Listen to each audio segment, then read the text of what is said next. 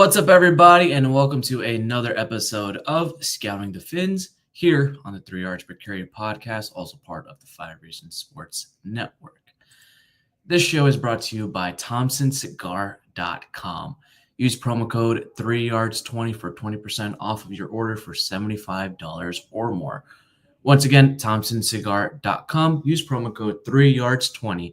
That's 3YARDS 20 for 20% off of your order of $75 or more. Today we're going to be talking about the defensive line. Today I have my co-hosts, Coach and Eric. Today, Coach, how are we doing today? Hey, doing well. We're kind of in that part of the season where, a lot of guys either love this part of the season and a lot of guys just kind of to tune out and hate it. So, I'm assuming that if you're tuned in and you're listening to this show that, this is the part of the season that you love and you want to hear more about some players we're going to talk about today. Absolutely. It's a lot of fun for me this time of year, just because I enjoy the roster building and kind of the putting together the puzzle pieces when the team comes up short. And we're going to get into some really big puzzle pieces today along that defensive front, and I'm looking forward to that. Yeah, for sure. And the only person under contract along that defensive front, specifically for defensive tackles, is Zach Sieler. Calais Campbell, Deshaun Hand, Benito Jones are all free agents. Along that edge, you have Chop Robinson, Jalen Phillips, and Bradley Chubb under contract. We'll talk a little bit later about the edge rushers today, but we have to talk about the interior defenders first. Zach Sieler, the Dolphins have locked up for a little bit. Good value, good contract. And I honestly think he's overplaying his contract to the point he's one of the blue chip prospects for this Dolphins defense. He's the heart and soul of the defensive line and a leader. But outside of that, there is no one. But you can argue that Calais Campbell, I think he's going to be a Hall of Famer one day. He's an absolute legend. He may or may not return, but he was a big part of this Dolphins defensive unit last season. Yeah, I agree with your assessment on both those players, and we have talked for a couple of years now about Sieler being one of the most underrated players in the league, and he's finally getting his recognition. Not necessarily underrated, probably still not appreciated as much as he should be outside of this fan base, but he is definitely a roster cornerstone type player that is outplaying his contract, like you said.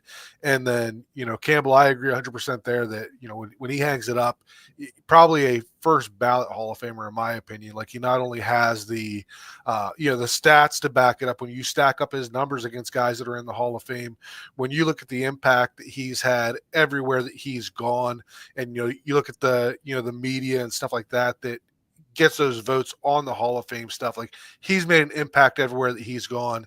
And when he does retire, he's going to retire as one of the greats of this generation.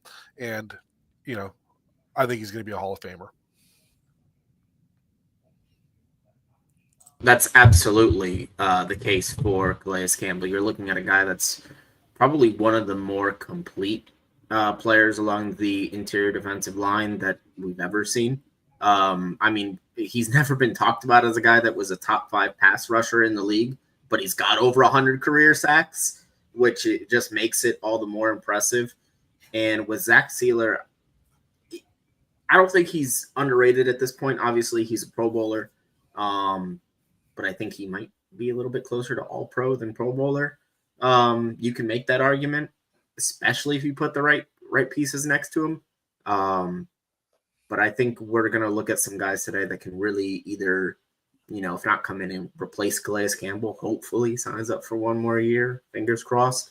But some guys that can help fill that gap and even better complement what the Dolphins have along the interior of the defensive line. Yeah, I certainly hope Calais Campbell was able to come back for one more year, continuity in that defensive scheme with Anthony Weaver as the defensive coordinator. All right, we're going to talk about the interior defenders. We'll talk about 3 on this show. I do want to say and touch up on the top 10 interior defenders right now. Benito Jones is the ninth best interior defender in this free agency class. If they can retain Benito Jones, obviously he didn't play a majority of snaps, but when he did play, his impact was definitely felt. He had an 8% pressure rate at 335 pounds, and he's 27 years old. Before we get into the rest of this free agent class, I think Benito Jones, if they were to re-sign him, it wouldn't be that expensive. No, I don't think so. One of those players that is not going to, he's never going to be the Zach Sealer, the 70, 80% snap guy, but a crucial part of a complete defense. Like, you need guys like Benito Jones that can get in there and can do the dirty work on the rundowns. That leaves the flexibility to get some of these guys that are a little lighter, they're a little more explosive off the ball, but don't hold up in the short yardage scenarios. So I don't, most teams don't put a high price point on that type of player. I don't expect Benito Jones to be a high price player, but definitely a key part of a good defense. Yeah, and I think Benito Jones, number one, I agree that he's not going to be very expensive just because I think that the role that he fills generally just isn't one that tends to get paid in the NFL, being that guy that's more of the dirty work along the interior line. But as you mentioned, Asami, he's a very good pass rusher for, being more of that traditional nose. And I think that it's important to have a guy like Benito Jones in Anthony Weaver's system. We saw that kind of in Baltimore, where you had Justin Madubuike, who was kind of the more explosive sack guy. And, oh my God, he escapes me right now. But they had the big nose next to him. Really good player. Yes, Michael Pierce, who was essentially the Benito Jones of the Ravens defense. Granted, little difference there, but they filled the same roles, and I think that that's a crucial piece for this Anthony Weaver defense. All right, we'll get into the whale of this defensive tackle, this interior defensive line class. Super Bowl champion Milton Williams. Before we get to Milton Williams, I want to talk a little bit about Vic Fangio and his tenure here in Miami that'll tie into Milton Williams. Now, last season, Vic Fangio, as the defensive coordinator of the Miami Dolphins, had told Chris Grier and Mike McDaniel that he wanted them to trade for Milton Williams. He was cheap, on a rookie deal, fit the Fangio defense very, very well. And looking at his statistics and his films in the season that he had last season, Vic Fangio was onto something, and he is one of those defensive linemen that can rush the passer well alongside Zach Sealer, and maybe he could have fit alongside Christian Wilkins with the 3 interior defensive line rotation that would have been able to get home to the passer. We do know that under Fangio, they had the third best or fourth best season in sacks. Didn't really blitz much, but they could have gotten a lot more out of it. Now with Milton Williams having the performance, I think his price point is going to be really expensive this upcoming season. Maybe along the likes of a Chris Jones, Christian Wilkins type of contract based on his performance this season. I think that's a bit high. I think that Milton Williams is going to probably be one of the more expensive guys that we talk about today. Whether he's going to rival those, record-setting league high contracts, I just don't see him there. I do think that, only having 17 starts over the last 2 years, he's never played over 50% of the snaps. Not a huge sack guy. I think he only has 11.5 over his career. He is explosive off the ball. He does push the pocket, so he definitely still contributes to that pass rush.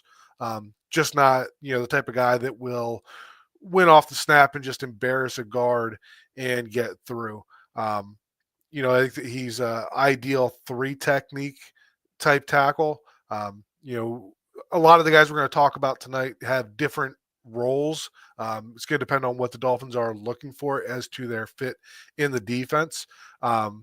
I think that in terms of Milton Williams and the Dolphins, obviously you compare Sealer up with anybody, and it's going to be a good combination. But I think there's a lot of overlap in the comparison of Williams and Sealer compared to some of the other guys that may complement Sealer better.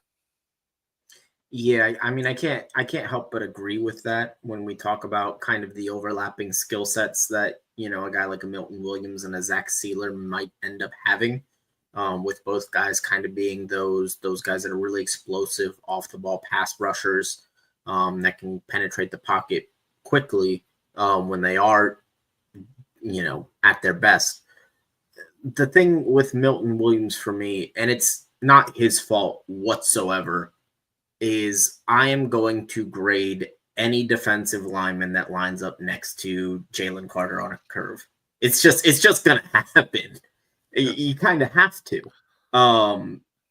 Even though I think Milton Williams is a very, very good player, I don't know if he's the right piece fit-wise along this defensive line next to Sealer if you are going to invest significant resources along the line.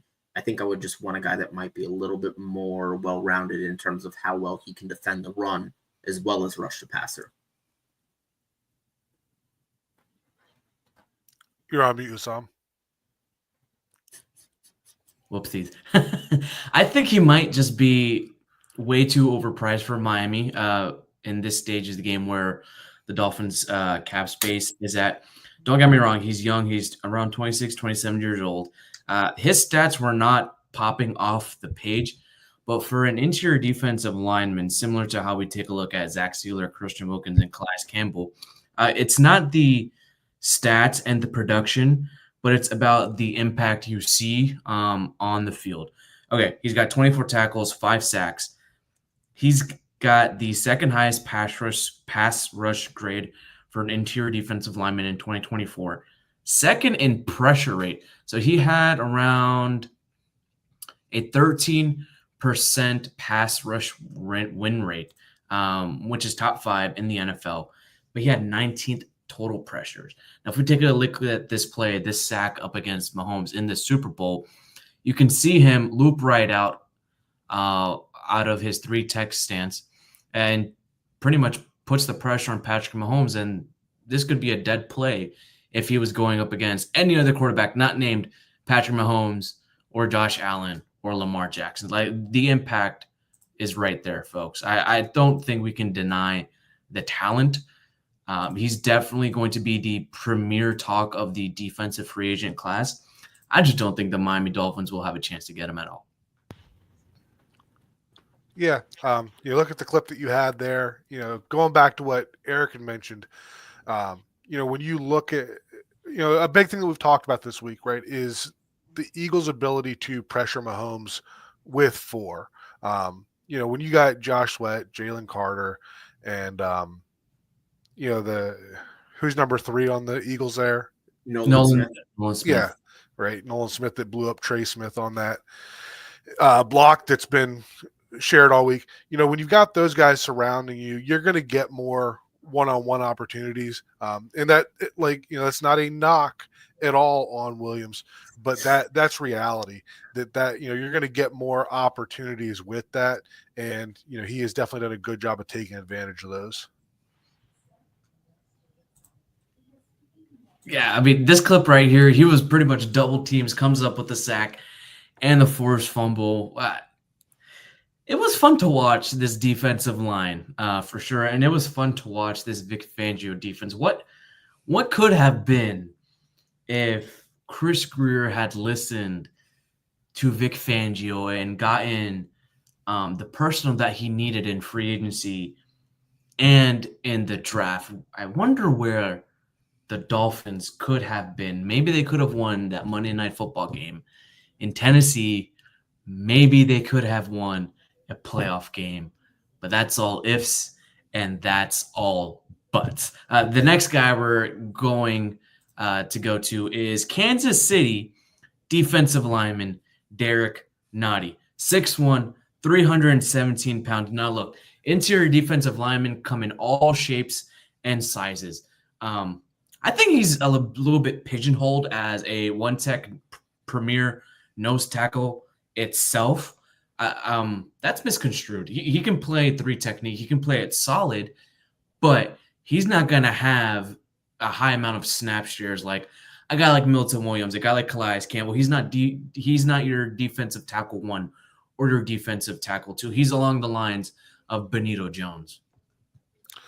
Yeah, so funny that you finished with Benito Jones there, because my first note on Nnamdi is that basically he would be the replacement for Benito Jones, right? You don't want to have 2 or 3 of those guys on the roster, but if for some reason Benito Jones goes out and gets a $5-6 million deal or something crazy like that, like that's where I would look at a Nnamdi, or vice versa. Like if I'm looking at those two players, they fill a very similar role. They're similar age. And Benito, I think, is a little larger, but Nnamdi is still, that compact, squatty body, thick lower half that is going to eat up those blocks inside.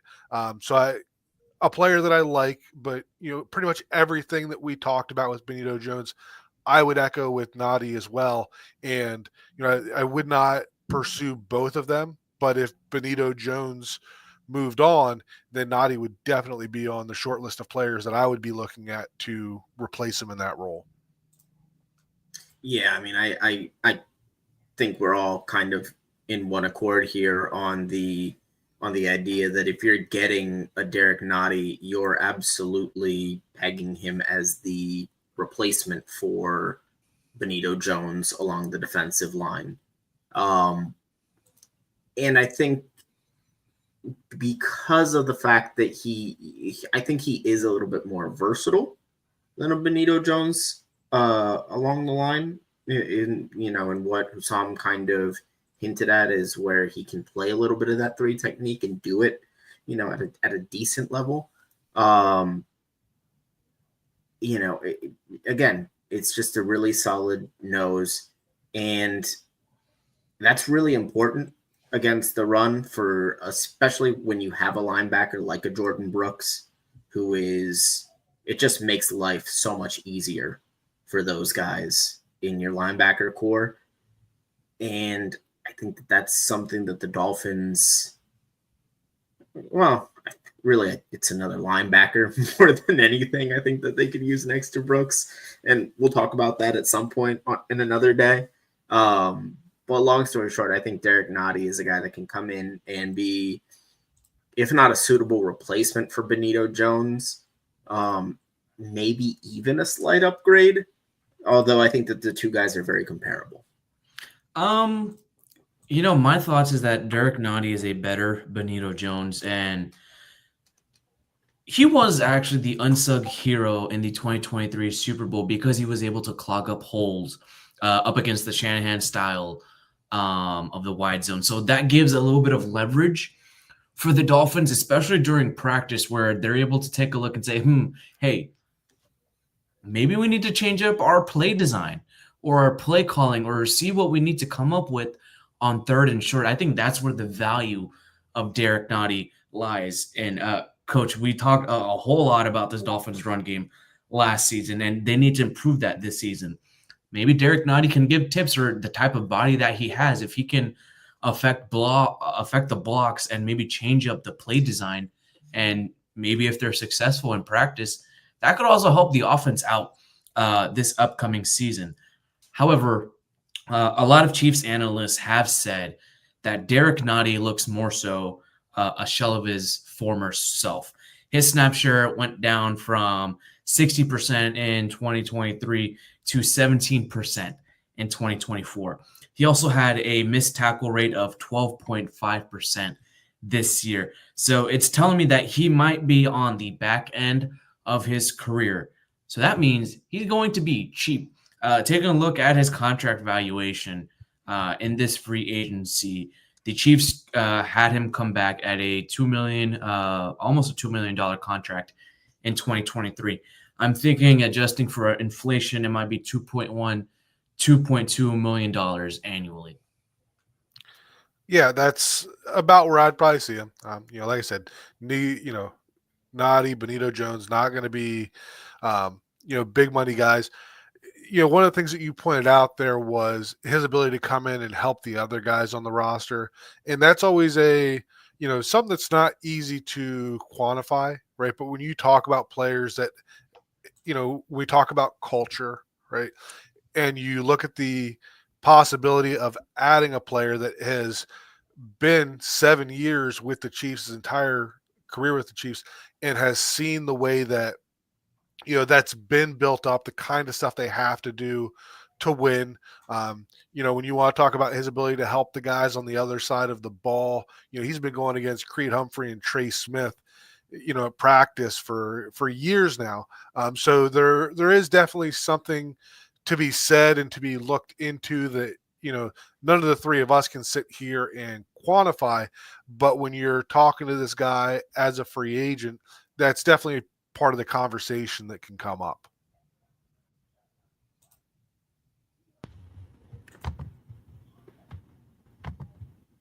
Eric, your thoughts?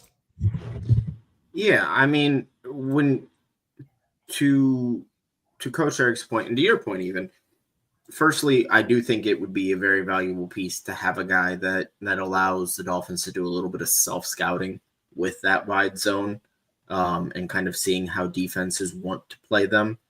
The second thing is you are bringing in a guy along the defensive line who has championship pedigree, who's been in that organization for 7 years, who knows what it looks like when a winner is being built. And I think that's invaluable experience that he would bring to the table, not only in what he can bring on the field, and if he does come with, a cheaper price tag than a Benito Jones, if you're looking at Benito Jones being maybe $4 million versus Noddy at $2 million, I think it kind of becomes a no-brainer at that point. Given I think number one, Noddy still being probably a little bit of a better player than Benito Jones, although that might not be the case heading into next season. But I can't see him being worse than Benito Jones next year. I think at worst case, they're kind of even, which if you're saving money on that, then it's a positive. All right. Speaking of money, this basketball season, when your favorite stars score buckets, we're alley-ooping you an opportunity to win money from watching sports with Underdog. Underdog is one of the leading sports apps, and you can now play in your state. To play, choose whether a player will go higher or lower on any one of their stats, like points, assists, rebounds, and more. They've got all your favorite leagues, teams, and stars to choose from. Create entries with all basketball picks or mix and match across other sports. You can play with as little as $1. And if you get everything right, you can win up to 1,000 times your money. So turn $1 into 1,000 just with your hoops knowledge. Download the Underdog app and sign up now using the promo code 3yards to unlock a special offer of up to $1,000 in bonus cash when you make your first deposit. Join in on the fun when you sign up with promo code 3yards. Claim your special offer today and get up to $1,000 in bonus cash instantly upon your first deposit. Higher or lower, you make the call on Underdog. Be 18 plus, 21 plus in Massachusetts and Arizona, 19 plus in Colorado for some games, 19 plus in Alabama, New England, and present in a state where Underdog Fantasy operates. Terms apply. Void in Colorado. Concerned with your play, call 1-800-GAMBLER or visit www.ncpgambling.org. In Arizona, call 1-800-NEXT-STEP, 1-800-639-8783, or text NEXT-STEP to 53342. In New York, call the 24/7 Hope line at 1-877-8-HOPE NY or text Hope NY to 467-369. Must be. All right, so we talked about Milton Williams and we talked about Derek Noddy, two different type of players that fit just a specific scheme. We talked about Milton Williams primarily as a 3-tech in the Fangio system. Derek Noddy, a true nose tackle that can shift to a 3 technique, big body, run stopper, can plug in holes. But the next guy we're going to talk about can do a little bit of both as 1 technique, 3 technique, and can even line up out wide.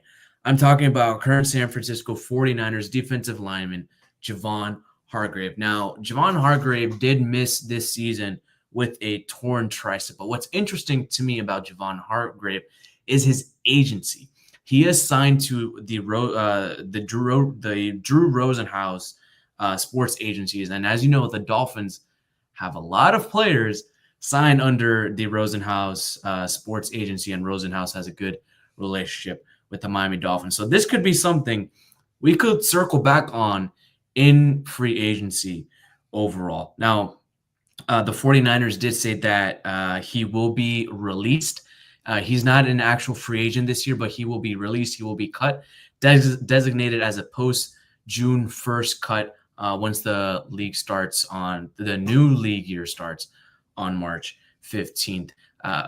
Coach, when you watch Hargrave play this season and even last season, is this a guy that fits into this Dolphins defensive line group like a glove? Yeah, I mean, I think this is a versatile guy.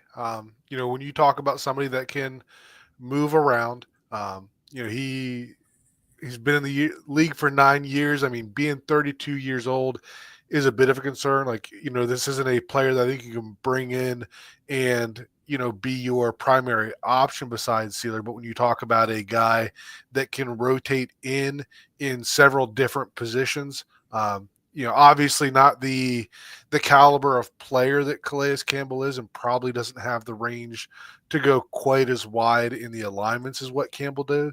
But in terms of a player that has, similar ability to move around and play in several different alignments along the front, depending on what else you have, I think that Hargrave is a great fit for that. He's athletic enough to play, your 3 or your 5 techniques. And yet, like we talked about with Nadi, that thick lower body, Hargrave has that as well. And he can hold up on the inside as a 0 or 1 technique. Again, not something that you want him doing as a primary role, but let's say that you have a Benito Jones or Derek Nadi and they're out for a game or two, I could see Hargrave being able to step in and fill in that type of role.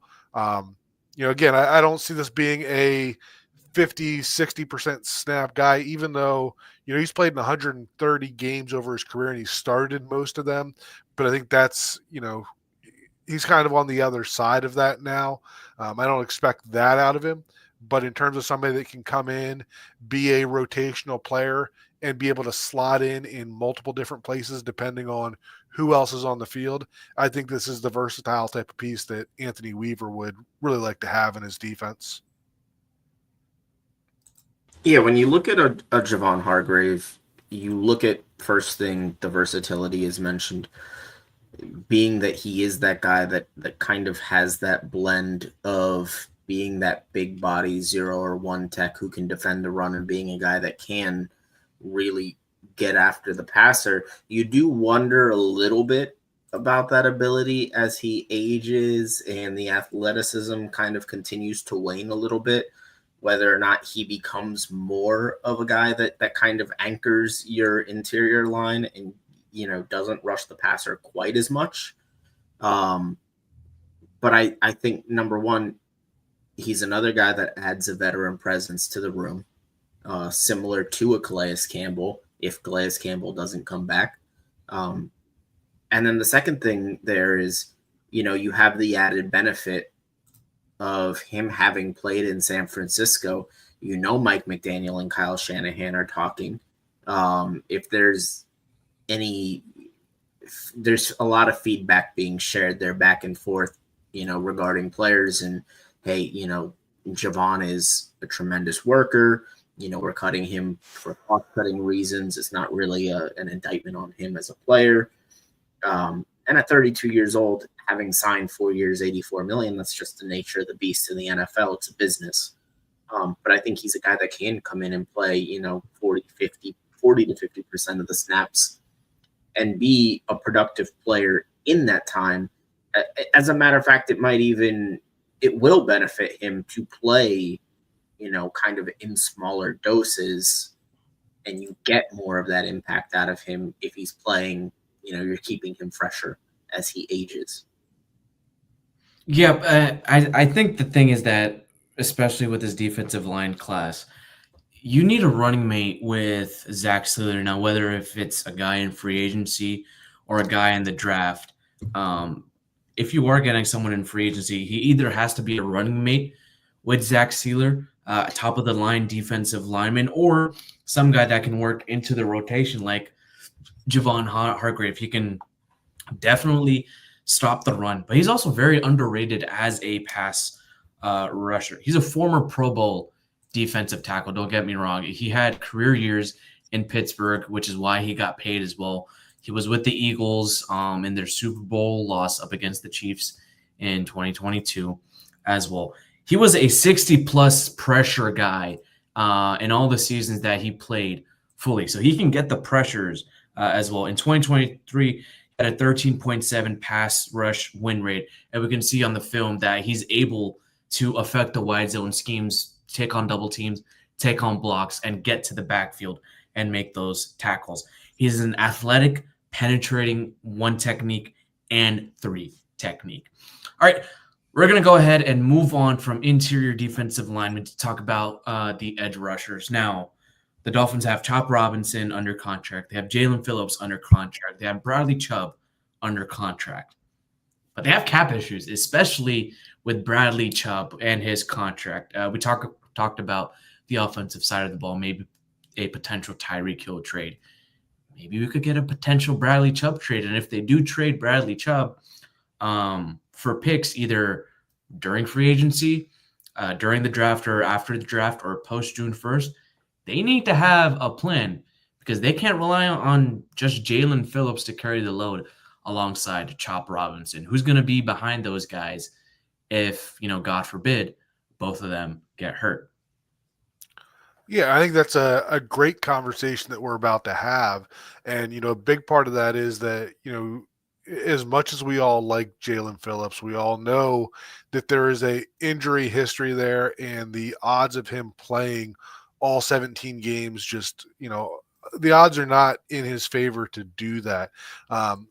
I would be a little hesitant to bring in a late day 2 or day 3 guy, especially if we're moving on from Chubb to be the player that we expect to be able to step in there, and don't necessarily want to have to fall back to a Tyus Bowser type player. When we get into those late draft picks, you're looking at like we did that with Mo Kamara last year, and he couldn't even make it onto the field.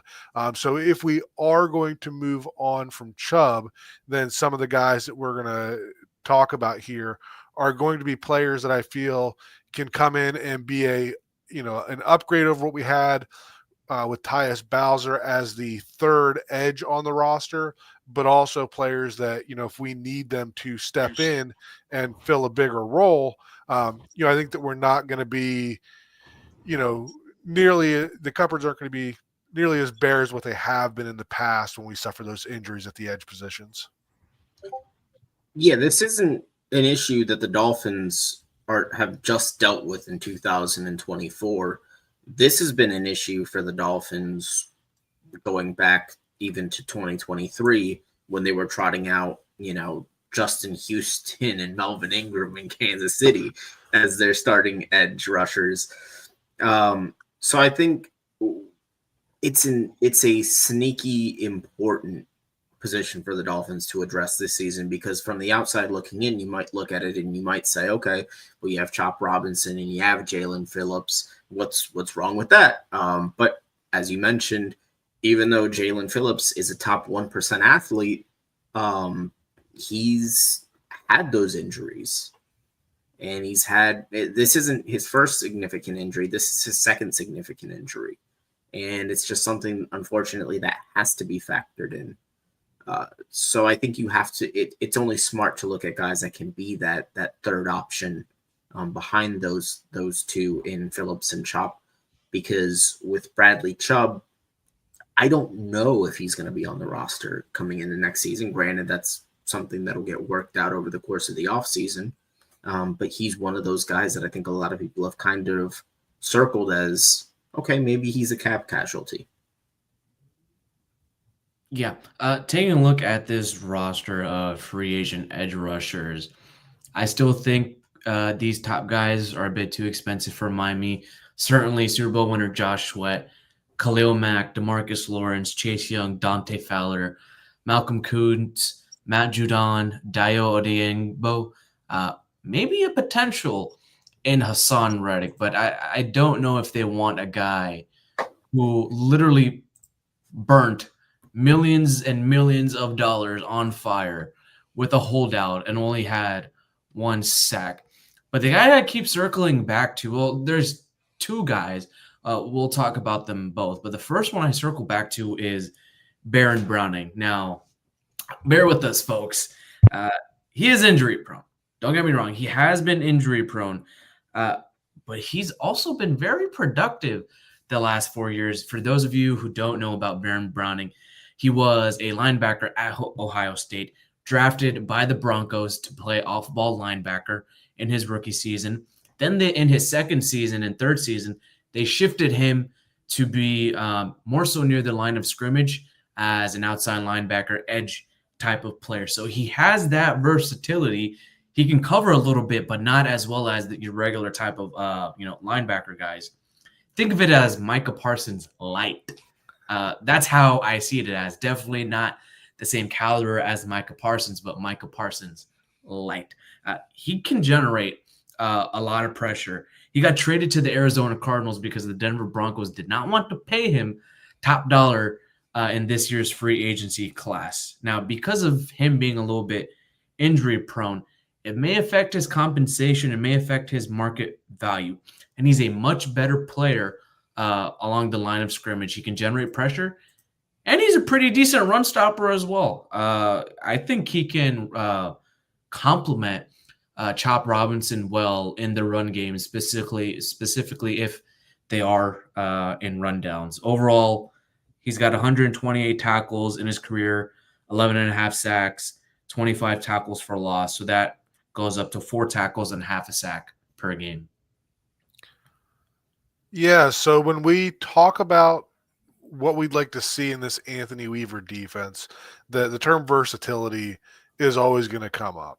And when you talk about a player that was drafted to play off-ball linebacker, but is better on the line of scrimmage like a Browning, and that I agree with that completely. He is better on the line of scrimmage, but he does have that experience to be able to shift and play some off-ball stuff where you don't have a predictable alignment. A Chop Robinson, for example, we all love him standing up and rushing over the center, but for the most part, that he is going to be lined up outside the tackle, outside the tight end, and trying to turn the edge, where when you add somebody like a Browning who, isn't even a primary rusher for you, you can have that flexibility to move him around a little bit. And he does have some juice off the edge. So, you can look at different packages of where, maybe you would have a Browning and a Chop on the outside, and maybe you take a Jalen Phillips, or if Bradley Chubb's still on the roster, right? Maybe you move them down to a 3 technique on those pass rush downs. So I think that, when you look at a player like Browning in a Anthony Weaver scheme, the thing that jumps out to me is the versatility and the number of different things that you can do in moving him around to take advantage of the strengths of the other guys on the roster. Similar to, going back to Hargrave a little bit, same idea there in terms of a player that, if you're looking to capitalize on Sealer, Hargrave is a good player that you can, move to those different alignments that let you put Sealer in a position to attack, where you have the best mismatch. And I think that Browning does the same thing for your edge defenders as well, that he's the type of player that, you can put on the field and put him in a position that lets Chop Robinson get matched up with that heavy-footed tackle. And, you're not nearly as predictable in your alignments. Yeah, I think when you look at a Baron Browning, you're looking at a guy that, you said he had some juice off the edge. I think that puts it a little lightly. You're talking about a guy who was 12th in the league total in terms of pass rush win rate last year, right between the likes of Daniel Hunter and Will Anderson. Really good pass rusher off the edge. But like you guys mentioned, he also gives you that versatility that he can play some off-ball linebacker, and he can be a guy that you can drop back into coverage and kind of use to be that defensive end that you just fool quarterbacks with off the edge, and he gets an interception or two. It unlocks a lot of really interesting things for the defense. A Baron Browning type of player. The injuries do scare me, admittedly. If for no other reason than, I already know Jalen Phillips has an injury history, and I'm going into the season with that. And the Dolphins may have to pay him. I don't know if I'm going to want to pay a guy that's coming off of, or that has the injury history of a Baron Browning, knowing that I might be staring down also paying a Jalen Phillips, because then you're put in a situation where the guy that you're bringing in to kind of be your insurance might end up getting hurt himself. Now, granted, obviously in football, that's a possibility with any player, regardless of their injury history. I just think when you're looking at in terms of risk reward, Baron Browning is kind of your ultimate high risk, high reward player, because we haven't really seen him over a 17 game sample, and he can be a very productive player over that span. But you're gambling on the health there. And yeah, it really depends on his contract. It really depends on his contract. 15.5% pressure rate in his career. I don't think if he had an injury history, I think his APY would be between $9 to $10 million a year. But based on his injury history, I'm sensing him maybe a $5 to $8 million APY for his contract. Coach, would you sign him to that amount of money? On a 1 year deal, I would. I think that both Browning and Ojulari, that we're going to talk about here soon, I think are both players that were not in great situations to show off their skills. So I think that there would be an opportunity for those guys, if they see Miami as a playoff team. I think that both of those guys could take a 1 year prove it deal to get onto a team that they feel can get a lead and let them unleash that pass rush. So that's the type of contract that I would be looking for with either of those players. Would be a 1 year, low risk prove it deal. And both of these guys, I don't want to get ahead of myself on Ojulari, but both of these guys are both high effort players. Like, they're going to chase down plays, or they're going to get the effort type sacks as well. So, if they see Miami as a team that, with a healthy Tua, with, some other pieces coming back healthy, that can be a playoff team that's going to be playing ahead, then it could, be an appealing situation to go into on a 1 year prove it deal with, an agreement that they're going to get opportunities to get after get after the passer and try to cash it in for 2026. So short answer, yes, I would sign with that amount, but, I'd be looking for it to be a 1 year contract.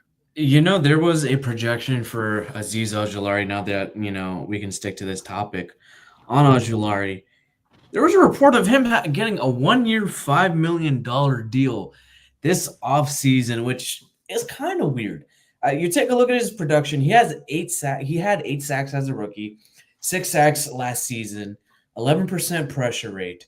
But he's been injured. He was hurt for 24 games over the last 4 years, and that's an average of almost 6 games a season, just under half of the year. I think that's what that report could be taking into account for.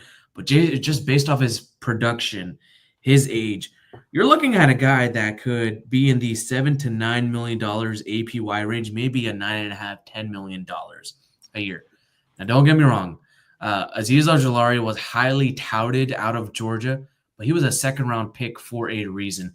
He did have a little bit of inconsistency, a little bit of motor issues very early on, but as he progressed, he got much better. He developed very nicely. He's a premier pass rusher. He held up his own once Kayvon Thibodeau and Dexter Lawrence were also out for a couple of games. He was able to impact the plays. And look, that's what the Dolphins need. They need another guy that can impact on third and longs, third and shorts, and can even defend the run. Now, Azeez Ojulari can definitely do both. Chop Robinson, we know he's a better pass rusher than he is as a run defender. Jalen Phillips, for as good as he is, you don't want him to get hurt, especially on those rundowns, especially after what Jordan Poyer did to his lower body and after, he tore it. I believe it might have been his MCL and PCL at the Meadowlands in 2023. Yeah, so, I mean, Ojulari for me and Browning are basically copy paste. Like, I believe they're both part of that 2021 draft class. They're both on a Pro Football Reference listed at 6'3", 240 pounds. Yep. Like I said, they are both, high effort guys. I think that it's kind of comparable to the Benito Jones, Derek Nottie conversation, that these are two very similar players, right? And maybe Baron Browning is closer to that Derek Nottie that has a little more versatility.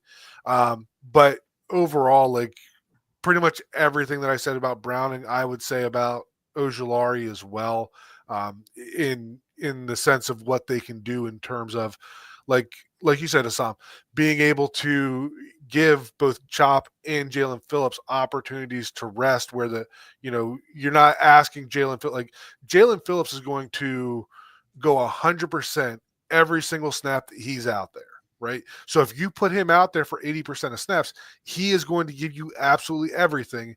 And when you have a body that is physically tired and still doing that, in my opinion, that's where you start to open yourself up for injuries.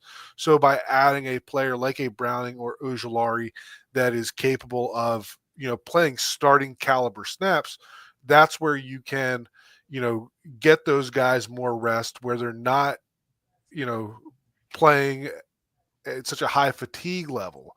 As far as Ojulari, the one thing that I felt that stood out for me just watching the film over, other guys is he is genuinely excited for his teammates. Like, you see other guys that there's a sack and they'll, celebrate a little bit and then kind of walk away. But like Ojulari, like when his teammates make a play, like that dude is excited. And that's the kind of player that I would like to have on my team. Yeah, I think you look at Azeez Ojulari very similarly to a Baron Browning, as you mentioned, and touching back on that report that he could get 1 year, $5 million. I think that report probably came from a team that wants to sign him for 1 year, $5 million in free agency. When it comes to the injury history with Ojulari, I'm interested to see what that might look like not playing in the Meadowlands 8 to 9 games a year, because I do believe, it's a real thing, especially at that position where you have to be so explosive in your lower half. Turf doesn't tend to mix well with that. And, touching back to the Baron Browning comparison, I think where you see the difference is in that versatility, because Azeez Ojulari, while he is a year younger, which I do think does matter, being 24 years old as he's hitting free agency, kind of being that guy that can be your pair next to Chop going forward. If a guy like Jalen Phillips, for some reason doesn't end up working out as that guy, I think he comes in and he becomes not just your third edge rusher, but I think he's an impact third edge rusher. He's a guy that throughout his career, granted, has an injury history similarly, but the numbers bear out. He's been more productive to this point in his career, at least as a pure pass rusher, than Baron Browning. Although, it's really a matter of preference in terms of what you're looking for as that third guy along the edge. Are you looking for more of that versatile piece? Or are you looking for a guy that is going to rush the passer and be able to get you, anywhere from 7 to 9 sacks a year in Ojulari? I would feel very good about the Dolphins signing either of those two guys at the right price point, because I think that those guys are higher risk, but I think the reward with those guys is as high as you can get. And I think this year it might be smarter to do so because, Hussam, as you mentioned at the outset when talking about these edge rushers, there's a lot of talent in this year's class. There's going to be guys that fall through the cracks. And I think Ojulari and Browning are guys that maybe in other years might have gotten a little bit more money, in terms of teams wanting to bet on the talent there. Yeah, you brought, Coach and Eric, both of you guys bring up an interesting point about Azeez Ojulari. This is a guy that I'm circling and taking a look at as well. When I was doing this initial free agency primer, taking a look at the edge rushers, one guy that caught my eye was Hassan Reddick and K'Lavon Chaisson. But then I took a look at Azeez Ojulari. I was also a big fan of Joe Tryon-Shoyinka, but he hasn't really produced, and he would be a little bit cheap. But you want a guy that can produce, a guy that can eventually, take over if someone were to get injured. Now, folks, we have to talk about the culture of this Dolphins team. I think this was the biggest elephant in the room towards the end of this season. You want guys that can make their teammates better, that are genuinely happy for their teammates. Coach, dude, you coach football. Like, you know what it's like in those locker rooms. You know how good a culture is to become a winning team, a consistent winner. You get guys like a Hargrave or an Ojulari, guys that have who have been part of good locker rooms, good teammates, and are genuinely happy for them. It makes the entire defense better, right? But not only that, you also set up, your team. They're deep. The Dolphins, after Phillips and Chubb, they were not deep. Yeah, you had Chop Robinson, but they were not deep. Mo Kamara never saw the field. They had Emmanuel Ogbah come back. He's a bigger body, better run defender, but he's getting up there in age. You can't rely on unknowns. If they were to dish out a little bit more money to a guy like Derek Nadi, Javon Hargrave, Baron Browning, Azeez Ojulari, who are proven talents, it makes me feel better about this defense.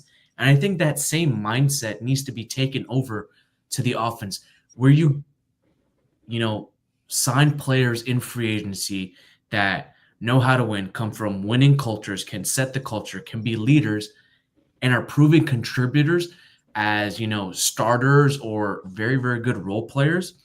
The Dolphins need to fill the back end of their depth chart with really, really good role players, because that's where they lacked last season in 2023 when injuries came to play. Yeah. So, you look at the guys that they have brought in, Calais Campbell was not supposed to be he wasn't supposed to contribute on the field as much as he did. That was the type of guy that was brought in for that leadership type role, was supposed to be that more secondary type option on the defensive line. And of course, he exceeded expectations both on and off the field. But when you look at, possibly moving on from Calais Campbell, possibly moving on from Teron Armstead, there is certainly a void that is left there. And when you look at a guy like Tyreek Hill that is left over, right, you got to find other ways to fill in that leadership, right? And the money's not there just to go out and sign a top free agent. So the counter to that is to bring some of these lower end roster guys in that can still contribute on the field, but also bring the value of, that leadership, the back end, the knowing what it takes to win. Yeah, and I think it's important that when we have these conversations and we talk about these guys as role players, we keep in mind that, these are guys that have a pretty wide range of outcomes. You're talking about guys, especially with the younger players like Browning and Ojulari, who could, if they were to stay healthy, be really, really productive players along the edge. And I just want to go back to one thing specifically with Ojulari and kind of being that positive influence in the locker room and being happy for his teammates genuinely. He was doing that for a terrible Giants team. It would have been really easy for guys to check out or, quit on their team when things aren't looking so great. But Azeez Ojulari is not that type of player. And I think that this Dolphins team could use guys like that, even when it feels like they're kind of pushing the rock up the hill, they're not going to stop pushing just because things are difficult. And I think that that's going to be just as much a part of, or it should be just as much as a part of the evaluation, because when you look at the Dolphins' performance in some of these big games, you can see it. You see the body language on the sidelines, the shoulders slumping, and they need guys that, in addition to some of the players that they have, if Teron Armstead, if Calais Campbell stick around, that can, help be that positive influence to the rest of the guys in the roster. Yeah, these were just some of the players: Milton Williams, Derek Nottie, Javon Hargrave, Baron Browning, Azeez Ojulari, which we kind of saw that can fit this Dolphins team not only from a schematic perspective, but also a culture, leadership, and locker room perspective. Because, folks, at the end of the day, you can know your X's and O's, but if you don't get along with the Jimmies and Joes, what good are you? And certainly Coach knows that very, very well. As always, folks, stick with us here on Scouting the Fins, part of the 3 Yards Per Carry podcast, and also on the 5 Reason Sports Network. As always, y'all, go Fins.